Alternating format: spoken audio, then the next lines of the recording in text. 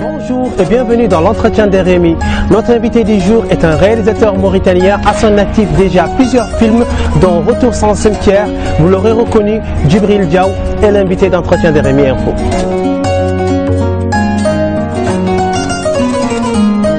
Djibril Diaw, bonjour. Bonjour, c'est nous. Merci d'avoir accepté notre invitation. C'est moi. Alors, vous êtes cinéaste mauritanien, plusieurs fois primé. Vos films sont vus et en Mauritanie et en dehors de la Mauritanie. On en parlait tout au long de ces demi-heures de cinéma et de votre vision du cinéma, justement. Alors, comment est-ce que vous définiriez votre travail en tant que cinéaste ? Alors, merci Seydou de m'avoir invité, surtout pour votre émission ô combien importante. Merci. Je définis juste le cinéma comme un moyen de communication qui permet aujourd'hui de pouvoir conscientiser, éveiller, aussi bien comme la musique que l'écriture.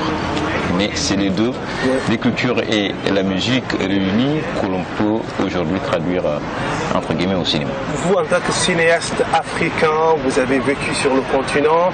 Est-ce que vous vous sentez héritier de ces conteurs, de ces personnes qui racontaient des histoires pour éveiller quand il le faut, encourager quand il le faut, donner du sens et enseigner quand il le faut? Alors oui, forcément, il faudrait toujours avoir une référence dans tout ce que l'on fait. Oui.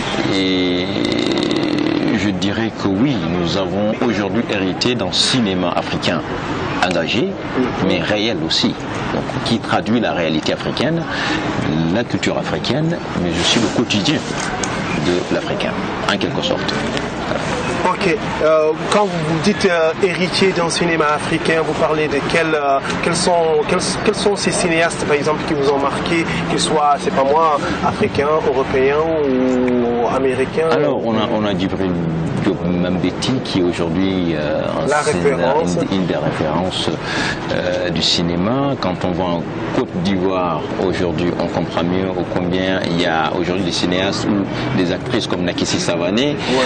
Quand on va également au Burkina, qui est aussi un pays de référence aujourd'hui du cinéma africain.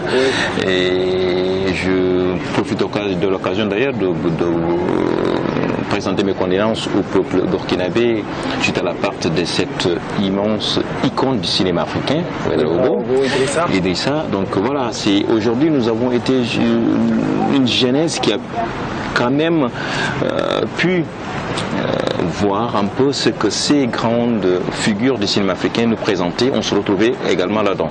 Donc on se disait, voilà, s'il y a quelque chose qui a été mis en place, il fallait avoir une référence pour pouvoir continuer de ce que nous faisons. Et voilà, nous essayons jusque-là d'avoir des références comme ces personnalités-là. Alors, dans vos références, vous n'avez pas justement cité Abderrahmane Sissoko, qui est sinon le cinéaste mauritanien le plus connu, mais vous également, vous avez fait en tout cas une partie de votre formation de cinéaste en Mauritanie. Est-ce que c'est important, voilà, d'avoir cet ancrage-là dans votre pays d'origine? Oui, également. Bah, écoutez, quand on parle de cinéma africain et quand on parle de cinéma mauritanien plus précisément, on ne peut pas ne pas citer Sissoko, qui est aujourd'hui quand même des références, l'un des réalisateurs africains les plus connus. Voilà. Et ses œuvres sont incontestablement aujourd'hui connues et citées comme l'un des meilleures œuvres. Et je ne pourrais pas finir sans citer également Abderrahmane Ahmed Salem, qui a la maison des cinéastes qui, sans elle, n'aurait pas peut-être donné la chance à des jeunes comme nous de continuer aujourd'hui à faire le cinéma, vivre leur passion. Donc voilà, en quelque sorte, c'est des gens, même si on les a pas cités, au fond de nous, c'est des références. Oui, on y pense. Sûr, et puis voilà, donc Sissoko, Abderrahmane Ahmed Salem.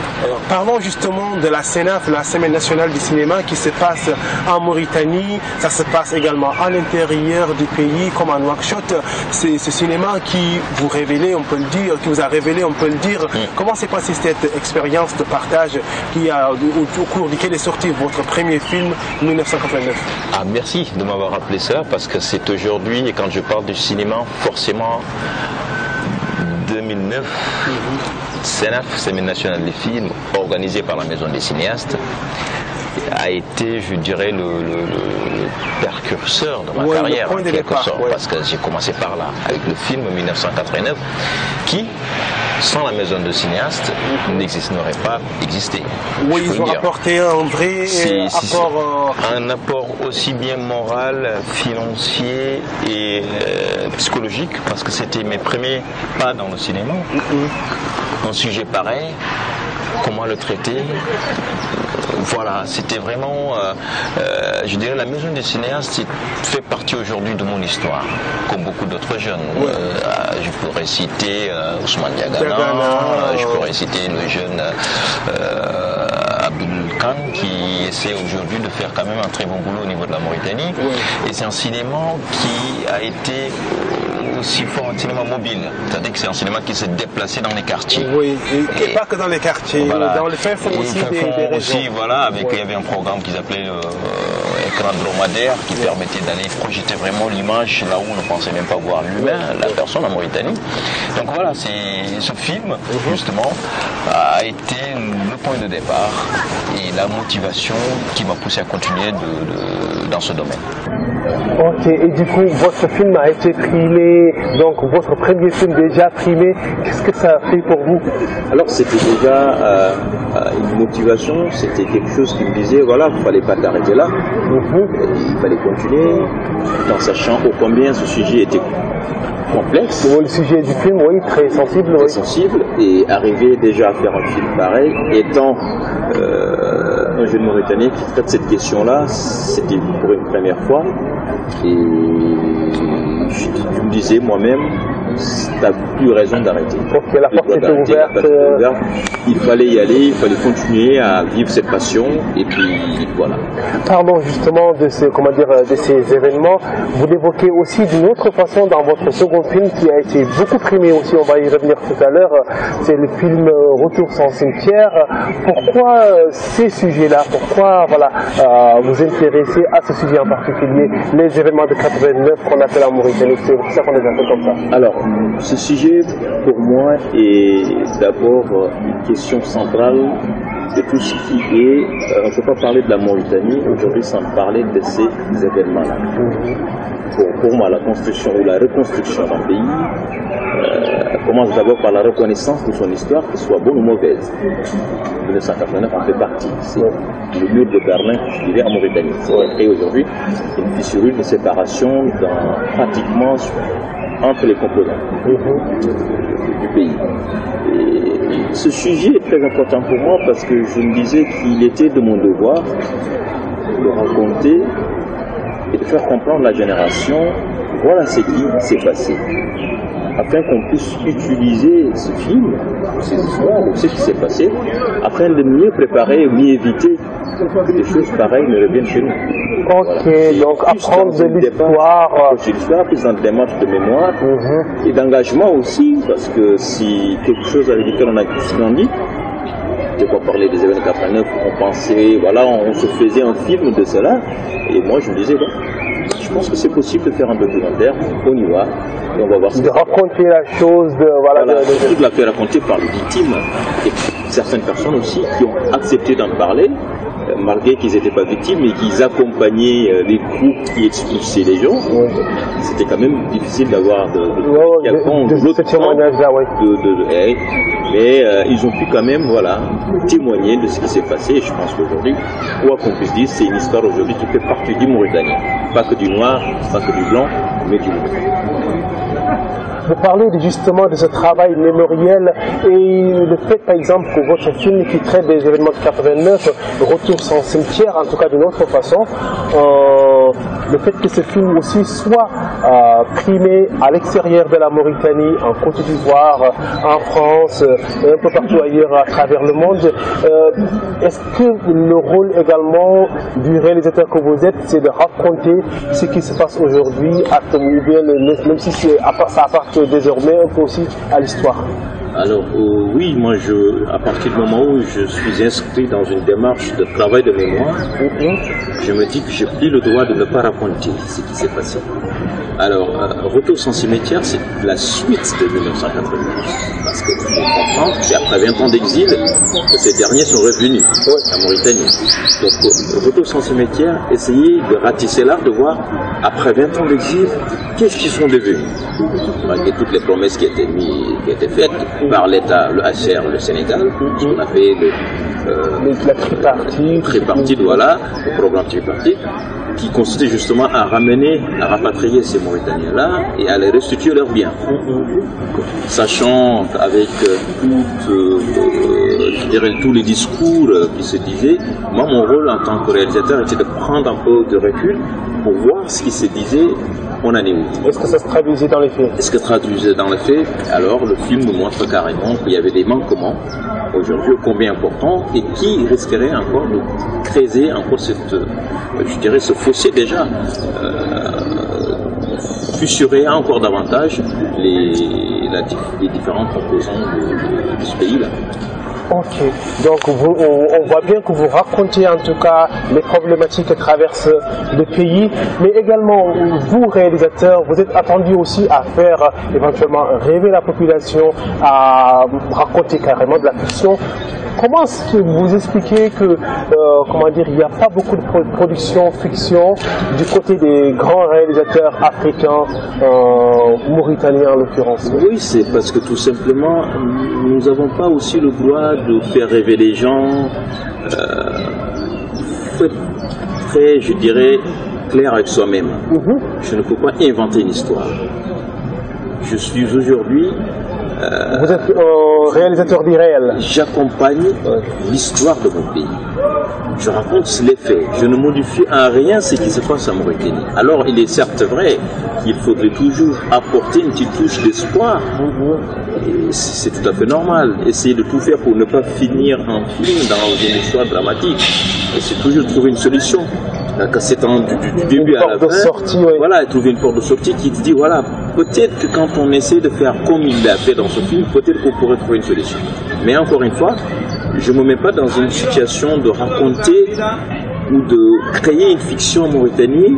Justement, ce que vous dites, ouais. On va voir un extrait de 1989, un extrait assez poignant. Les responsables de ces crimes, on les rencontre, ils sont là, on les connaît tous, ces tortionnaires, on les connaît. Et ils sont en liberté. Pourquoi ne pas les juger? Le plus grand criminel a droit à un jugement, ce qui ne s'est pas passé avec nos époux. On les a pris, on les a tués, c'est tout. Parce que si on laisse passer le problème comme ça, demain ils pourront faire pire ou d'autres pourront faire pire. La même chose pourra se répéter et ça va continuer. Mais pour nous, c'est d'abord la vérité, la justice, le devoir de mémoire qui compte pour nous d'abord. Et maintenant, pour conserver l'unité nationale, comme ils disent, le pardon viendra après. On est des musulmans, mais il faut que la lumière soit faite. La vérité, il faut qu'elle se fasse d'abord. قصة واحدة هي نخالقة خيمة بشريط قايسها وهي شائعة، خيمة شائعة في نوادي عريقة وشائعة باسمها. لسه ما نقدر نسمي لك اسمها، قال شائعة. ومشيت قايسها مع المجموعة هذه اللي يصفروها. وهم سنوا لنا خيمة موريتانية يقال اسمها اسم كوار، خيمة كوار. ومشينا قايسين يصفروها. وقفنا وكرينا لهم 8 خاطرنا طفلة بيضانية صفراء ما فيها أي علامة أنها حتى قاعد تعود حقانية، ينباب أولى تعود كورية، وتتكلم بالحسانية، ولا ما تعرف أي لهجة، ما تعرف ني الولفية ني الصنوكية ني البولارية. et pourtant اسمها اللي رافده اسم خيمة كوار. عيبها الوحيد شنو هو انها ابوها كوري وامها بيضانية. هذا هو السلفو. والناس مصرين على انهم لا يسفروا ذي الاسره. جيتي كونتر. طبعا ما يقدر صح ان هذه اسره من البيضان. قالوا لنا يمرقون ابوهم. الناس بوهم كحل ومن حظهم انهم بوهم كحل ولا يمينوا لا يمرقوه. يدور يفرقوه مكان بين واحد ما اخوه. ذي الأسرة كنت لهن مساهم وجيت مع هذيك المجموعة اللي كانت لها تساهم تصفيرها. ولحسن الحظ ما وصفرت. عقب ذاك بديزان ب10 سنوات كان من حسن الحظ أن أعود عضو من هذه الأسرة، ما أمر منها. وأنا كنت اللي له 10 سنوات كنت لهنا نساهم في أن نوخر هالبلد، وعقبت في النهاية عاد أسرتي وعاد أهل أولادي وعاد.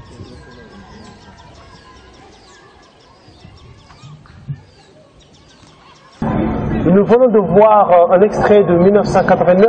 Parlons à présent des fictions. Voilà, ma question de départ, c'était ça.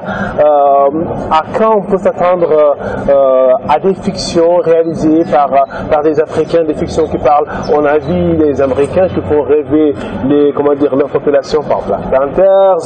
En France, il y a autre chose. Il y a des comédies, il y a d'autres choses. À quand on peut s'attendre à ce que le cinéma africain également propose ces genres de catégories de cinéma?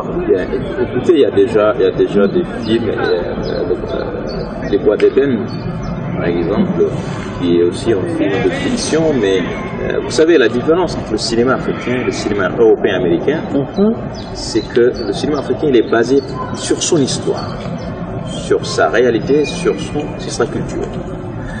Aujourd'hui, quand vous repartez, par exemple, dans le cinéma africain, américain plutôt, quand ils mettent en place un film de fiction, il y a toujours une volonté de montrer la puissance de cet État-là. L'Europe, pratiquement pareil.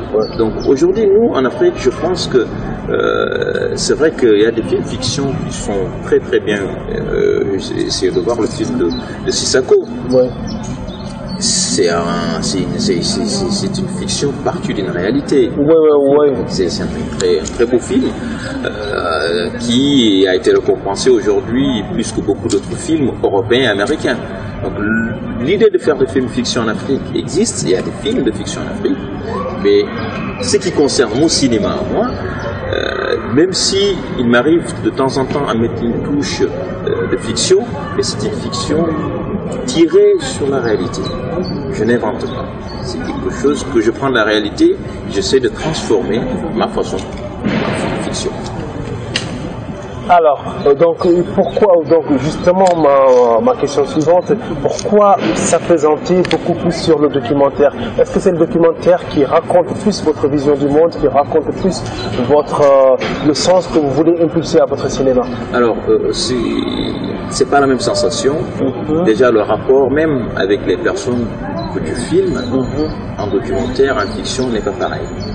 En fiction, en quelque sorte, je m'excuse du terme, mais tu commandes ces gens-là. Voilà, c'est toi qui décides. Des acteurs qui sont guidés. C'est toi qui décides. Alors que le documentaire, c'est du vivant, c'est du réel. Et tu arrives à te fondre dans une foule et tu vis le réel en même temps. Et donc, c'est pas la même sensation.